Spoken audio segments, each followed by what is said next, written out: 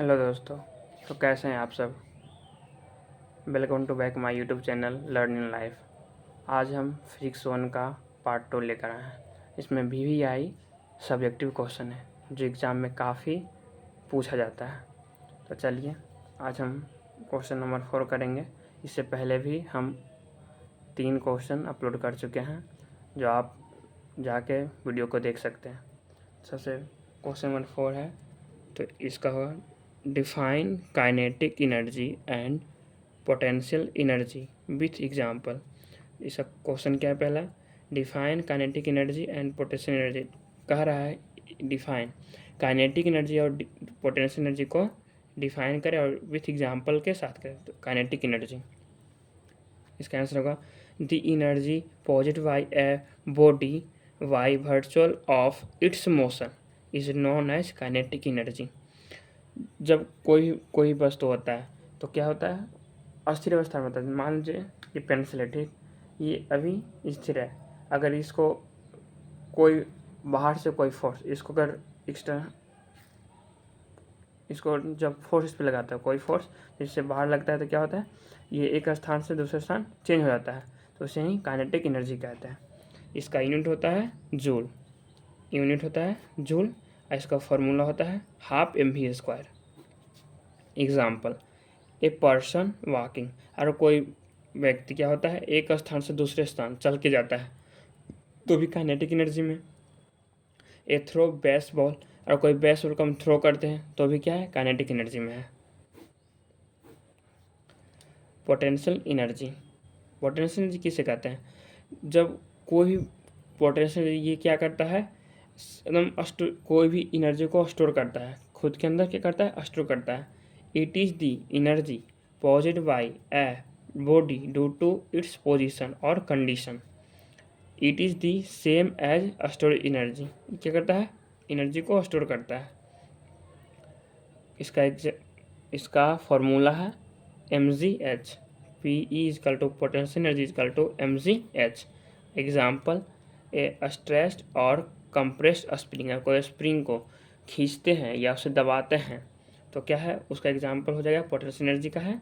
अब water sitting behind a dam में जो वाटर सिटिंग यानी कि स्टोर रहता है, वो भी एग्जाम्पल है पोटेंशियल एनर्जी का। Next question number 5, state Hooke's law define coefficient of young modulus of elasticity. Hooke's law को डिफाइन करने बोल रहा है और जो इसका यंग मॉडुलस ऑफ इलास्टिसिटी है उसे भी डिफाइन करेंगे। देखिए हुक्स लॉ किसे कहेंगे? Hooke's law within elastic limit stress is directly proportional to strain. जो इलास्टिक लिमिट के साथ हो, और ये स्ट्रेस होता है कि इलास्टिक लिमिट तक ही लगता है, और क्या हो? उसका डायरेक्टली प्रोपोर्शनल टू स्ट्रेन हो, तो उसे क्या कहेंगे? Hooke's law. Extension in directly proportional to load applied, जिसमें लोड अप्लाइड हो, और stress directly proportional to strain क्या हो? डायरेक्टली प्रोपोर्शनल टू स्ट्रेन के एलोंग हो। और डायरेक्टली प्रोपोर्शनल टू को हटाने के लिए हम यहाँ पे इक्वल कर लाएंगे। तो स्ट्रेस इजकल टू क्या हो जाएगा? ई स्ट्रेन। तो इसका एक फॉर्मूला होगा ई एक कांस्टेंट मान लेते हैं। तो E is equal to stress by strain. तो ई यहाँ पे क्या है? Modulus of elasticity. ई क्या है? मॉडुलस ऑफ इलास्टिसिटी है। ई depend on nature of material and independent of dimension. क्या होता है? इंडिपेंडेंट डायमेंशन होता है इसमें। यंग्स मॉडुलस ऑफ इलास्टिसिटी, तो यंग्स मॉडुलस ऑफ इलास्टिसिटी किसे कहेंगे? तो it is the ratio of normal stress to longitudinal stress. Normal stress और लॉन्गिट्यूडनल स्ट्रेस के रेशियो को ही यंग्स मॉडुलस ऑफ इलास्टिसिटी कहते हैं। तो यहाँ पे यंग्स मॉडुलस ऑफ इलास्टिसिटी को y से नोट करेंगे और normal stress y, longitudinal stress. Normal stress का एक फार्मूला होता है F इजकल टू ए यानी कि area. F is equal to force, यही पता ही होगा। Longitudinal stress delta L by L. यहाँ पे y जो क्या है? Modulus, Young modulus of elasticity है। तो F by A into delta L by A. तो y F बाई ए तो इसको F/L/A डेल्टा एल इसको लिख देंगे। ये हो जाएगा इसका फार्मूला। इसका यूनिट होता है न्यूटन प्रति मीटर स्क्वायर। ये है फॉर्मूला। नेक्स्ट क्वेश्चन,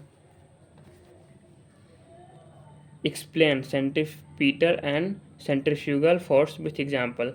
सेंट्रीपिटल और सेंट्रीफ्यूगल फोर्स को एक्सप्लेन करने बोल रहा है और विथ एग्जांपल के साथ। तो सेंट्रीपिटल फोर्स किसे कहते हैं? तो the force required to move a body along a circular path it is called centripetal force. जब कोई फोर्स हो, क्या हो, सर्कुलर पथ पे, क्या सर्कुलर पथ पे एलोंग, इसके बॉडी के एलोंग लगे तो ये क्या कहलाएगा? सेंट्रीफ्यूगल फोर्स कहलाएगा। जब इसके एलोंग, जब इस साइड से कोई फोर्स लगे इसमें तो क्या कहलाएगा? और फिर सेंट्रीपिटल फोर्स कहलाएगा। इसका example planet motion, planet motion देखते होंगे, प्लैनेट मोशन। फिर electron motion around the nucleus, देखते होंगे इलेक्ट्रॉन जो क्या है न्यूक्लियस के चारों ओर चक्कर लगाते रहता है, तो क्या है सर्कुलर मोशन में ही, सर्कुलर पथ में ही रोटेट करता है। तो इसी को कहते हैं सेंट्रीपिटल फोर्स। अगला centrifugal force, a force that act outward on a body which moves along a curved path is called centrifugal force। Outward यानी कि जो सर्कुलर पथ होता है उसके आउटवर्ड क्या लगाएगा? फोर्स लगाएगा। आउटवर्ड फोर्स लगाता है तो उसे क्या कहेंगे? सेंट्रीफ्यूगल फोर्स कहेंगे। इसका example A bike making a turn, equational railway. I hope ये वीडियो आप सभी को काफ़ी अच्छा लगा होगा। Thank you.